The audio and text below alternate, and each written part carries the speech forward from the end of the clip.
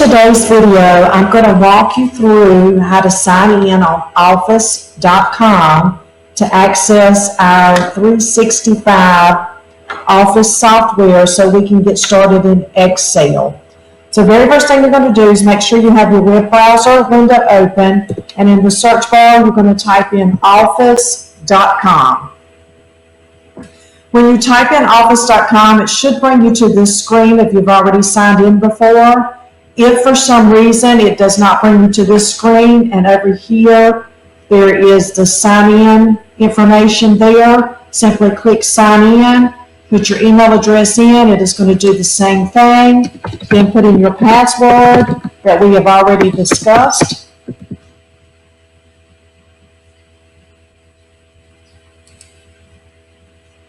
That in turn is going to take you to the Microsoft Office login screen. It's going to ask you, would you like to stay signed in? I'm going to leave that up to you. Generally, yes is the preferred method.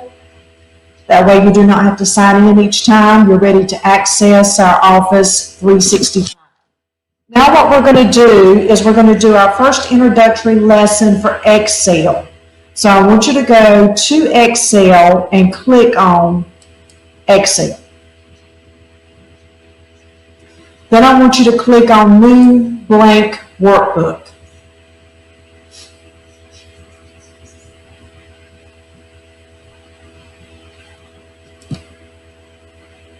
I am going to zoom out just a little bit because I was doing an example, and in doing that example I had zoomed in some. So we are now in the Microsoft Excel. We are in,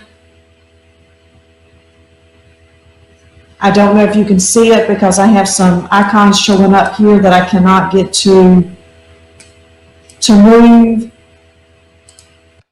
as part of our. So now we are in the main screen for Microsoft Excel, and when I say the main screen, meaning that when you open up Microsoft, okay, so now we have opened up a blank spreadsheet, and you'll notice in the blank spreadsheet we are currently on the Home tab. We have the Insert, Formulas, Data, and then if you continue to go over, you'll see that there are some additional tabs. We are going to start in this Home tab because the majority of our commands that we'll be using for the introductory lesson will fall right here in this ribbon. So if I was to click on the Insert tab, this area that you see my mouse moving over is called a ribbon. I'm going to go back to the Home tab. Once again, this is our ribbon. And coming here, you will see the letters. And what each one of these letters are representing is known as columns. So this would be column A. This is column B. I can skip over here. This is column A.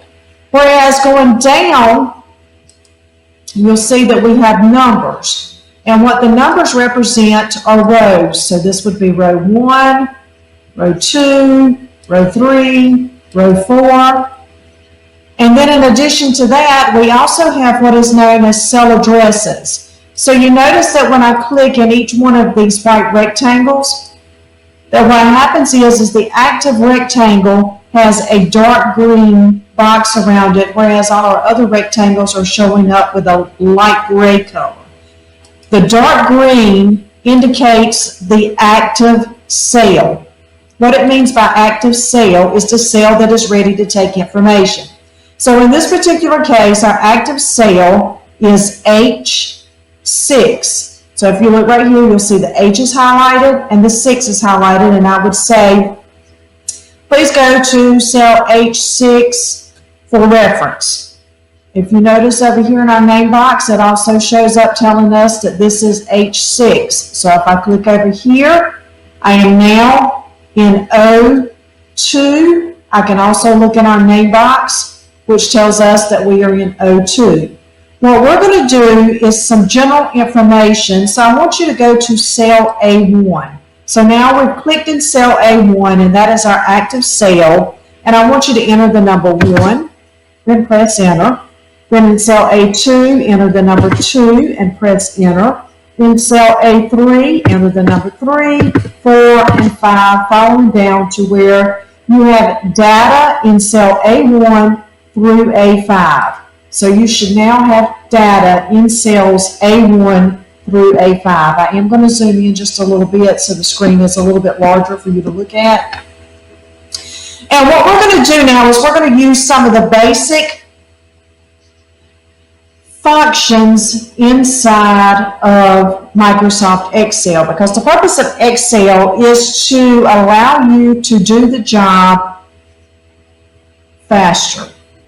So Excel is software that is designed to be productivity software, which makes your job easier and faster. And I'm going to show you some of the ways that it does this. Keep in mind, this is a very basic introductory lesson, so it is not anywhere close to showing you what all Excel can do. This is brand new. We've just stepped in it the first time, as if you've never touched it before and you're not comfortable on a computer. So I have gone to the very, very basics of showing you how to manipulate the software. So right now we have data in cell A1 through A5.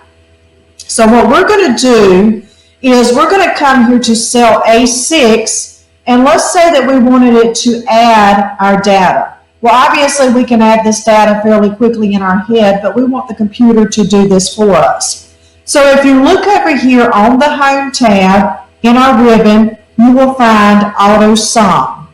If you take and click on AutoSum, what happens is, if you are in cell A6, when you click on AutoSum, you will get highlighted information with blinking ants going around cells A1 through A5. What Excel is assuming is that you want to sum cells A1 through A5. In this case, we do. So I want you to notice in cell A6, which is where we started when we clicked on AutoSum, it says equal sum, open parentheses, A1, colon, which stands for through, A5, close parentheses. So let's break this down a little bit. Equal sign. What does the equal sign mean for Excel? What the equal sign means for Excel is basically, hey, I want you to do some math. So anytime you want Excel to do some math for you, being it a function or a formula, and I'll discuss that a little more later, you're going to say Excel, equal sign. So when you type in the equal sign, it tells Excel you're ready to do some math. Well, we know sum from elementary math means that we want to total or add all of the items. Well, what are we wanting to add? We are wanting to add cells A1 through A5. So you'll notice here it says A1 colon A5. Instead of doing a dash or what looks like a minus sign in Excel, it refers to a range or through with a colon. The reason is because if we put a minus sign in there, what it would think that we're wanting to do is take A1 minus A5. But instead, what we're wanting to do is an actual sum using a range. Well, what is a range? A range is a range of cells, and I'm going to give you an example. If I were to tell you to choose a number between 1 and 10, you would choose 1, 2, 3, 4, 5, 6, 7, 8, 9, or 10. And the reason you would choose it is because I said a number ranging between 1 and 10. Well, obviously, anything less than 1 is not in that range, and anything greater than 10 is not in that range. So a range means the relative cells, in this case, A1, A2, A3, A4, and A5 is our range. And the colon is what tells Excel that I want you to use cells A1 through A5. So then I'm going to press enter. And when I press enter, what happens is it does the addition for us. So if you look here, it totaled it, giving us the answer of 15. Now what I want you to do is go back to cell A1, clicking on it to make it be the active cell. Now that you've clicked on cell A6, making it be the active cell, I want you to go ahead and bold that cell, and I also want you to change the color of it. I'm doing this on purpose. I'm going to choose I was going to tell you I'm going to choose red, but I'm not going to do that because in the accounting world that represents negative. So let's go with this bright blue color. Now I'm going to come up into cell A1, and obviously 1 plus 2 plus 3 plus 4 plus 5, we could do that math real quick in our head. But what if the numbers were much larger than this? So I want you to see just how quickly Excel, when you change the information, does the math for you, because if you notice here in our formula bar, it's saying equal sum A1 through A5, so it is telling Excel to always add these numbers as long as that function is in there. So I'm going to come back and just show you. Obviously that's going to be 5 because 1 plus 1 plus 1 plus 1 plus 1 is 5. So let's go back to our original numbers, which is 15. I am going to come here and I am going to type in the word sum. I've done that so you'll know that to the left it is summing. Up under that I am going to type in the word count. Under that I am going to type in min, and under that I'm going to type in max, because we are going to use some more functions that are already built in Excel for us. So we're going to come over to cell A7, and this is where you need to make sure that you pay attention and use just the range we're looking for. When I say use just the range we're looking for it to count the number of cells in the range A1 through A5. Well, it's pretty simple to do that because there's only 5 of them, so we could do it manually real quick. 1, 2, 3, 4, 5. However, if we were doing it for the entire student body, and we have 700 plus kids, and we were breaking it down, wanting to know how many of those students are 8th graders. Well, we can have Excel count the range to tell us how many 8th graders we have. Or we could have Excel count the range to tell us how many 7th graders we have, versus us going through saying, okay, 1 8th grader, 2 8th graders, 3 8th graders. We could let Excel do the work for us. So starting in cell A7, make sure A7 is your active cell. Now that you've made sure A7 is your active cell, come back over here to the AutoSum, but this time instead of clicking on it, click on the down arrow that is to the right of the word AutoSum. And you'll see that it has some different functions in here. We're going to do count numbers. So I'm going to go ahead and click on count numbers. And what's going to happen when I click on count numbers is we're going to get the blinking ants once again and the highlighted range.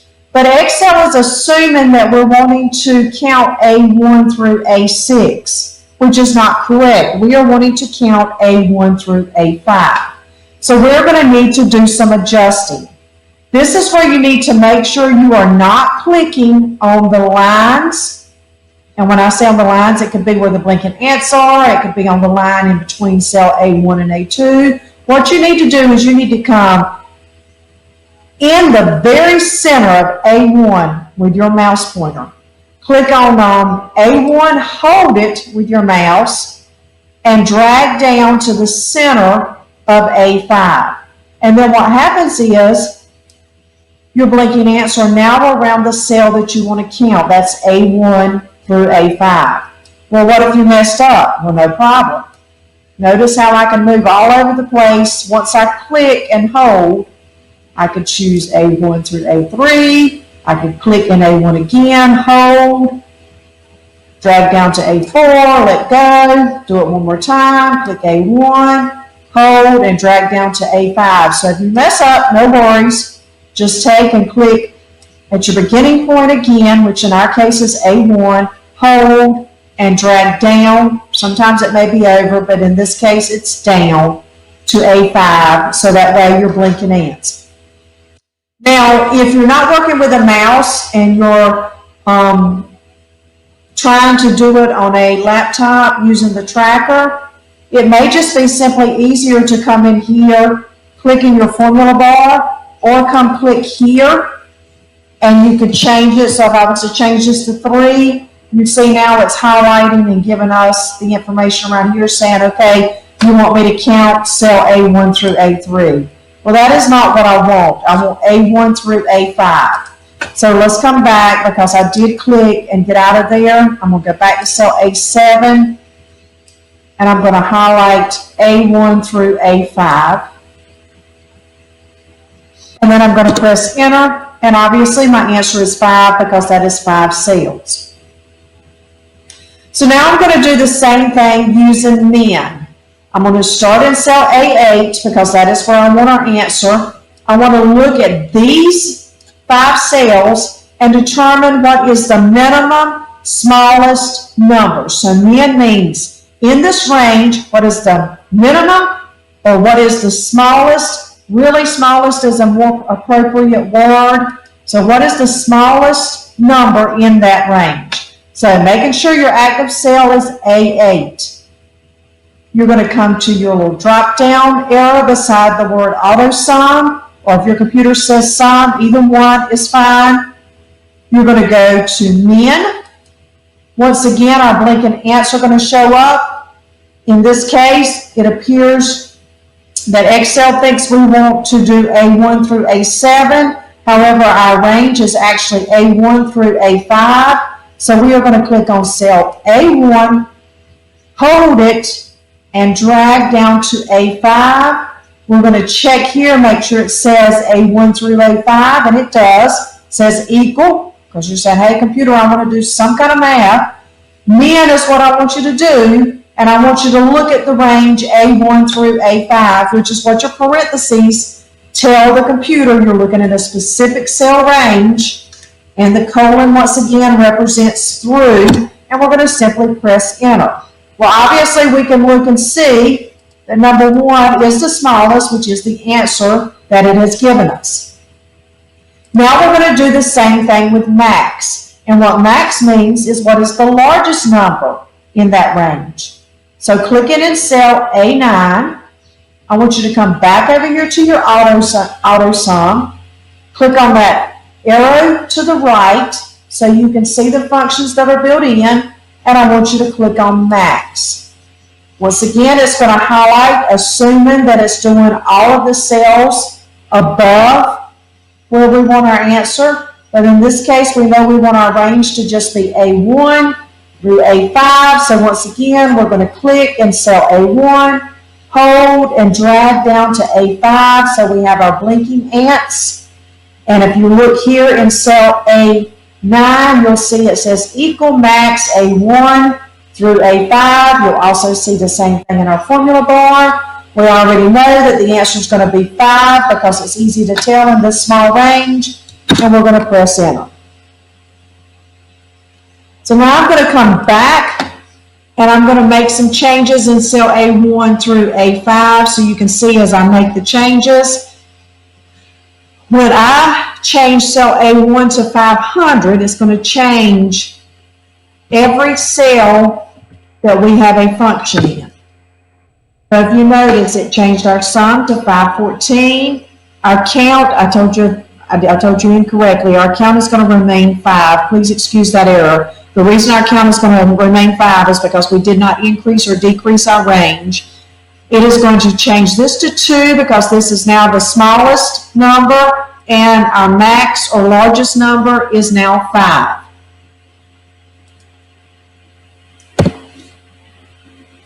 So what I want you to notice is that I left A2 as blank because had I left A2 with data, it would read it as an active cell, meaning that contains data. So when I took the data out of cell A2, it did drop our count down.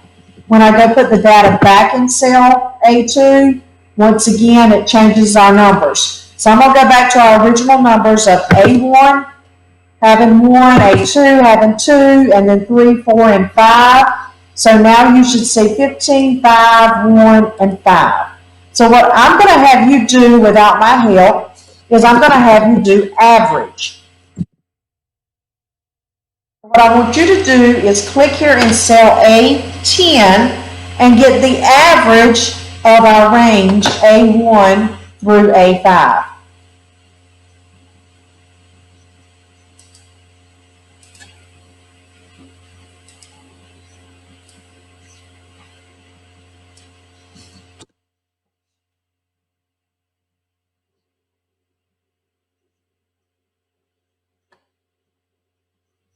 So that wraps up this introductory lesson. And what we will do is we will pick back up on this lesson. So I do want you to make sure that you save this, because this is what you're going to upload. And when I say this, meaning your spreadsheet is what you're going to upload. So to save it, you're going to go to File, Save As, Save a Copy Online, and I'm going to tell you what to name it. You are going to name it Th827, and I like the dash, so I'm going to put the dash in mine, which is going to stand for Thursday, 8/27. That is the lesson we're working on, and we are going to call it Intro to Excel Lesson 1. And then that way it will match with what is in your Google Classroom. You are going to press Save once you have it named. Now if you look here, it changed it from Book 1 to our name, Thursday, 8/27, Intro to Excel. And from there, you're going to follow the instructions that you have been given to submit it into Google Classroom, whether that is you're using the method of File, Save As, and then downloading a copy to where you're actually uploading the file to Google Classroom, or you're opting to do the share, where you enter the email address to activate the copy link, and then you copy the link and go to Google Classroom and submit the link in Google Classroom. Please do not email this to me, because if you email it to me, it is going to be as though you did not send it to me. That link needs to be put in Google Classroom. And that is the lesson for today.